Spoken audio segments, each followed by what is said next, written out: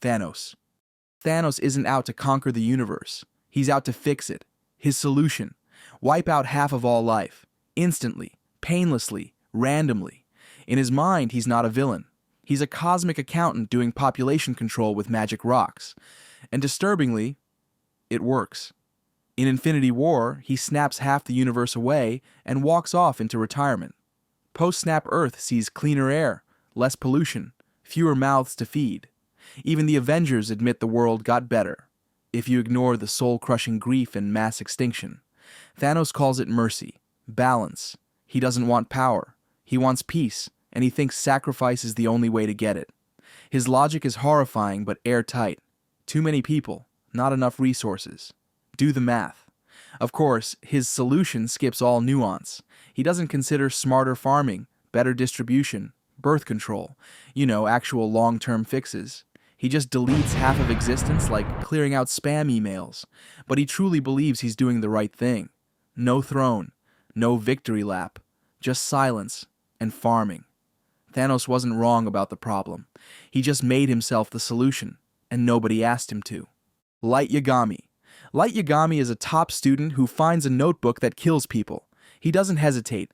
He starts writing down names, murderers, abusers, criminals, and watches the world get quieter.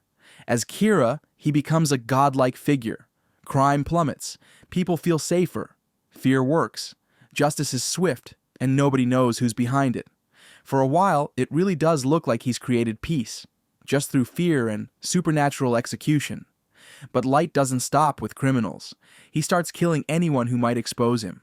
Cops, journalists, innocent people who get too close. The line between justice and control disappears. He doesn't just want a better world, he wants his world. And yet, the world under Kira was safer. After his death, crime returns. People debate whether he should have been stopped. It's not just good versus evil. It's how much are we willing to tolerate if it works. Light didn't fail because his idea was impossible. He failed because he believed no one else deserved a say. He wanted a better world, as long as he was the one writing the rules. Ozamandius. Ozamandius is the smartest man on Earth, and possibly its most effective supervillain. In Watchmen, he ends global conflict by staging an alien invasion and sacrificing millions to save billions. He doesn't drop a bomb out of anger. He creates a giant telepathic squid, teleports it into New York, and tricks the world into thinking they've been attacked by a cosmic threat. The US and USSR on the brink of war immediately make peace. It's horrific, but it works. World peace through shared trauma. He doesn't take credit. He doesn't build a statue. He just ensures the lie holds long enough for humanity to stop destroying itself. Even Dr. Manhattan, a literal god, agrees to stay silent, because telling the truth might undo everything. Ozymandias isn't evil because he lied. He's terrifying because the lie saved the world. No one else could have done it, and no one else could have lived with it. He didn't conquer anything. He made the hardest choice and walked away, not because he wanted to, but because he thought no one else would. The Wicked Witch of the West. The Wicked Witch of the West doesn't want world domination. She just wants her dead sister's shoes back. Dorothy crash lands in Oz, accidentally kills the witch's sister with a house, then walks off wearing her magical shoes like she just won a prize. When the witch demands them back, she's labeled a villain, instantly. Meanwhile, Glinda, the good witch, could have told Dorothy how to get home the whole time, but instead, she sends her on a journey through monster-infested forests and musical side quests, all while using the shoes as bait. The witch never attacks unprovoked. She wants her property and a little revenge. Fair. And yet, she's painted as a monster for grieving loudly and wearing black. And how does she die? Not in a showdown. Not in battle. A bucket of water. That's it. She melts like someone spilled tea on a wicked USB drive. She wasn't wicked. She was upset, unprotected, and dramatically outnumbered. In another story, she's the victim. Oz just needed someone to blame, and she looked the part. Kilmonger. Kilmonger didn't want to destroy Wakanda. He wanted to unlock it. In Black Panther, he challenges the throne and wins. Then he unveils his plan. Use Wakanda's advanced tech to arm the oppressed and flip the global power structure. It's aggressive, sure, but not without logic. Wakanda had vibranium, secret tech, and the ability to help, but chose isolation. Kilmonger saw that as betrayal. While people like him suffered around the world, Wakanda sat in silence behind a hologram. He's not wrong. Even T'Challa admits it. After Killmonger's death, Wakanda changes. They open borders, share resources, build outreach centers. His vision forced them to evolve. Killmonger was raised in pain, trained in war, and came back with a mission.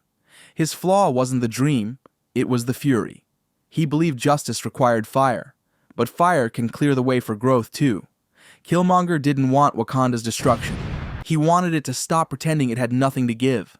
The machines in the Matrix didn't start the war. Humans did.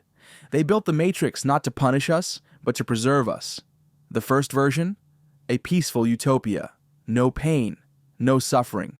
And humanity rejected it. So the machines tried again, this time with anxiety, taxes, and 1990s realism.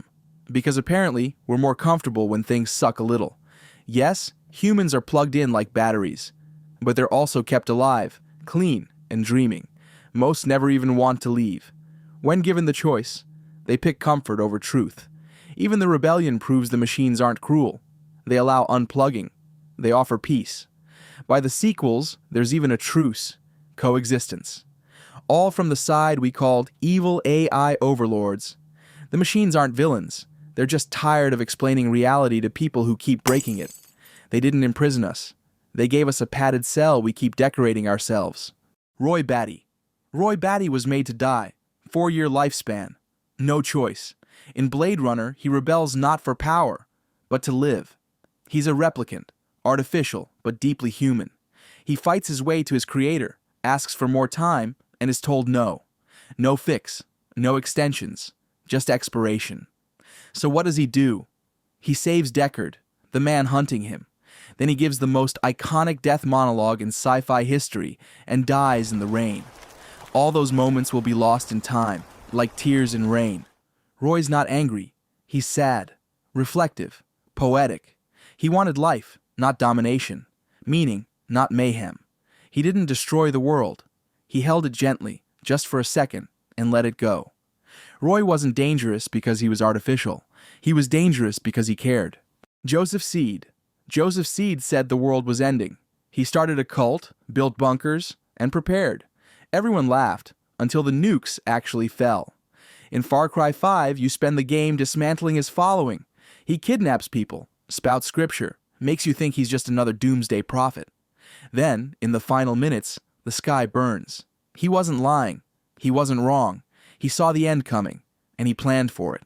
While the rest of the world kept scrolling, he stocked food and built shelters. He drags you into a bunker. No taunts, no speeches, just quiet. He's not celebrating. He's grieving. You were his enemy. Now you're his only company. Yes, Joseph's methods were cult-level extreme. But in the end, he was the only one who got it right. He didn't start the apocalypse.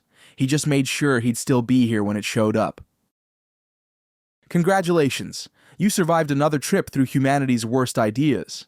If you're into that kind of emotional damage, feel free to subscribe. We're just getting started. See you next time, if nothing finds you first.